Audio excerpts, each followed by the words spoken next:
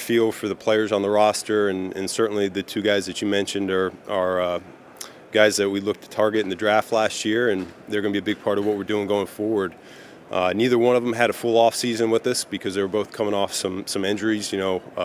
Colston had one during the season, and then Luther got dinged up a little bit as we were training in the spring. But we look forward to getting them through a full off-season program and seeing where it goes from there. Is there anything else that you could take from last year's draft process to go into this year?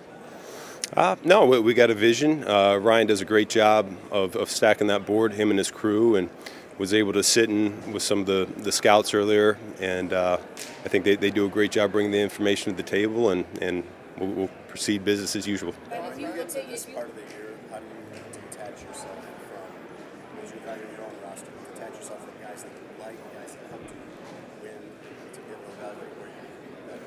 Yeah, I think that's a challenging thing is because, like I said, it's completely different than a year ago where you're coming in with a blank slate. You really don't know the personalities, and you haven't really you appreciate them as what they put on tape, but not so much for how they interact day in and day out in the building. And so there's certainly relationships that are formed. I'll say that this is one of the closest knit groups I've ever been a part of, last year's team, and that's hard to generate. I wish there was some magic stick that you could just float on out there to make that happen, and yet we had a lot of high character players that they came together and they wanted what was best for the team and for their buddies. And so it's a hard thing to replicate, as I mentioned, but what we have to do what's best for the team. And as we stack back up the 90-man roster again, we've got numerous holes to fill, and I know Ryan and I are committed to making it the most competitive roster we can. I'm Harrison Graham, host of Bears Now here by Chat Sports. We'll get back to Ben Johnson's press conference in just a moment from Indianapolis. But speaking of the NFL Combine, we're going to have coverage all week. Can't wait to bring all of that to you with Chat Sports having boots on the ground. But in general, we're here every single day throughout the offseason covering the latest Bears news, rumors, free agency less than a month away, draft just a couple of months away. We're firing off mock drafts and talking about these prospects all the time. We also go live every Monday and Thursday at 4 o'clock Central Time, plus when there's major Bears breaking news. So if you're new here or if you've been here a while and haven't yet, hit that subscribe button. Let's send it back out to Indy with Ben Johnson. Ben, what's your vision for left tackle this next stage? Yeah, we got some opportunities there, whether it's free agency or the draft, and certainly some of our own in the building as well that we're looking to continue to develop. And so we look at all the opportunities out there, and we've got a lot of conversations going on for what that's going to look like. And it's not just that one position; it's really a lot of them. We have a lot of guys currently that are free agents that we got to make some tough decisions on, and if we can't bring them back, and like I told them at the last meeting, I wish we could bring everyone back, but that's just not how it works. And so if we can't bring them back, then we certainly have to look to fill that void somehow. Ben, you openly said that you're going back to square one this offseason, even after winning the division for the first time in 7 years. What does that look like for you guys, especially through the draft process? Yeah. Each phase of the offseason kind of brings its own challenges. So right now we evaluate our own roster. I think our coaching staff has done a fantastic job evaluating the free agents that are out there. And now we're starting to dive into the draft guys. And so, it doesn't really change anything from our process or our procedure, but it's always exciting this time of year, and I know our crew's going to do a great job with that evaluation. What an uptick right now in terms of like 12 and 13 personnel across the league. What do you like about that as a big number, and how do you think that impacts the draft? Yeah, no, I think I've been 14 years now in this league, and you've certainly seen more 11 personnel on first and second down over those 14 years. And so what has happened is, rather than base defense being the primary defense for most defenses, it's now nickel defense or some variation of that. And so, there's always a yin and a yang to it, and because of that, I think a lot of teams now install nickel defense as their day one install, and they have a lot more defense, and they give offenses a lot more problems out of that. And so naturally, I think offenses have tried to counter that by getting them back into base defense by going heavier. Sometimes 12 personnel will do the trick, other times 13 will do the trick, but I do think having some versatility at that tight end position that's hard to find. We certainly are very fortunate to have a roster full of some really good players that we feel good about locking in line, to lining out wide as a receiver, to being back in the backfield. And so when you have that versatility, it really opens up Pandora's box. Two of those long-tenured play-calling offensive coordinators in the league are heading into their second year. What does that say about the ability of guys around the league to establish continuity in offensive?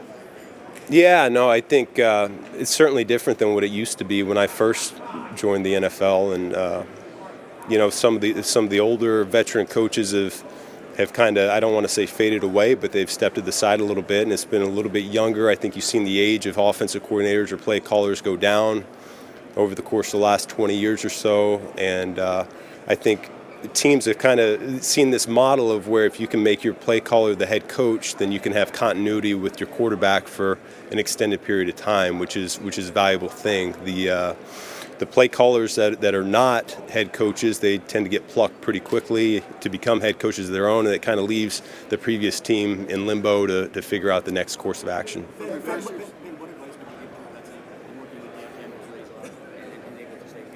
Drew doesn't need my advice. Drew does a great job. He's a dear friend of mine, and I know he's going to knock it out of the park there in Detroit. And so very, very happy for him and that opportunity. There's a ton of really good players there. There's some coaches in that building that I care deeply for, and so I think they're in good hands. You talked about young coaches. From your first year as a coach, what did you learn about the talent between the ethic and quality and how long were your days pretty much on that?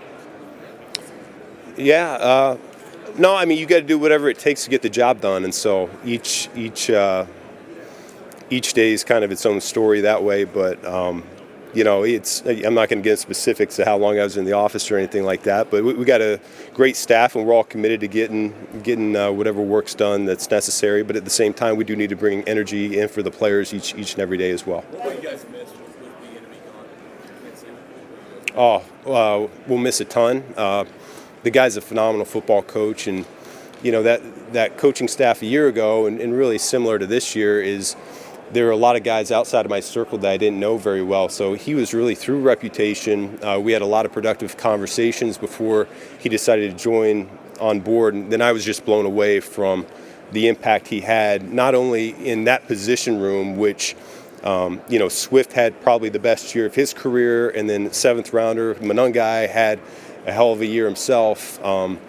Not just that room, but the entire offense. He brings a demanding presence. The standard is the standard with Eric Bieniemy, and those are big shoes to fill. Fortunately, I do feel strongly about Eric Studesville from Miami, a guy that I worked with before. He's been around the block a few times. He's been a part of really good rushing offenses in his past, and I know he's going to bring a great flavor for us. Ben, was this loaded? I think last year was pretty much an audition as far as I'm concerned. I was blown away with what he was able to do in the building day in and day out, things that maybe not everyone else could see. He's very thoughtful, very detail-oriented.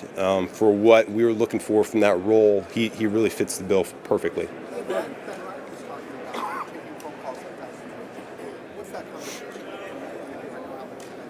No.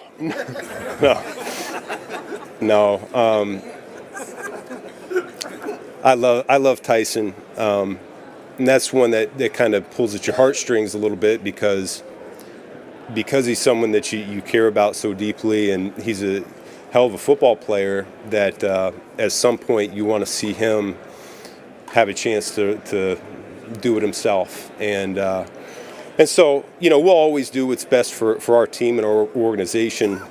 I do think there's a lot of merit to having a strong number 2 quarterback, which he certainly fits that bill. I'm of the mind that he's probably one of the best 32 in the NFL. His preseason tape over the last few years has probably confirmed that, in my opinion. But if I took myself out of the equation, I want what's best for him. If he would like an opportunity to start, I certainly hope he can get that somewhere. Couple more. Top of your receiving depth chart is in the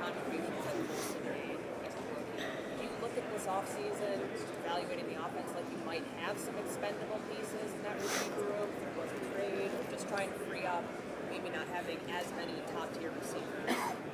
Depth. Well, you can never have too much talent. I mean, that's I know what you're getting at there, Courtney, but I feel really good about the players that we have, and like I said, we've got such a better feel as a staff now than what we did when we started a year ago, and so each guy brings something different to the table, and that's really what we're looking to generate from all of our skill positions. How can we best complement each other? Who's got the speed? We need versatility, guys that can line up all over the place.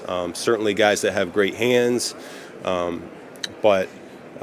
Yeah, I think when you look at a 17-game season or 17-game plus, when you make the postseason, you need all hands on deck, because the truth of the matter is not everybody is gonna stay available throughout that duration. It seems like a dream scenario to win a Super Bowl with a quarterback on a rookie contract, spend the money surrounding him. How come you think nobody's been able to? I don't know that so much. We're just really focused on building the best roster we can right now, to be honest with you. When you're with Dennis Allen, how much of a challenge do you see it to retool this defensive side of the ball? And how big of a voice are you about specific players, and trying to effort them towards this? Yeah, well, I think we feel a lot better about having the health of our secondary be a lot better this go around. Last year between Kyler and Jalen, we didn't feel like we were at full strength there on the back end for majority of the season. I do think that's going to help out. I think there's ways that we can generate more pass rush up front. That'll help out significantly as well. But certainly it's something we're looking at. How do we upgrade the personnel in certain spots? There's a number of guys that are up contract-wise, and so there will be a retooling there to a degree. But yeah, I know DA is looking forward to the opportunity to get his hands on these guys one more time and see what that looks like. Last one here, guys. Say it again. What stood out to you about Declan Doyle last year? Yeah, no, Declan's a phenomenal football coach. If you didn't know that he was 29 years old, you wouldn't blink an eye. I mean, the guy is seasoned beyond his years. This has been his calling. He's known for a long time that he was going to be a football coach, and he's prepared himself accordingly. Very detail-oriented, extremely smart, has a great way of communicating. He's very clear. So I think those guys are getting someone really, really good. I'm disappointed that we lost them as quickly as we did. I was hoping that we'd be able to hold on to them for longer. Yeah, my experience with Blau has been as a player, but you could kind of tell early on that coaching was going to be in his calling as well.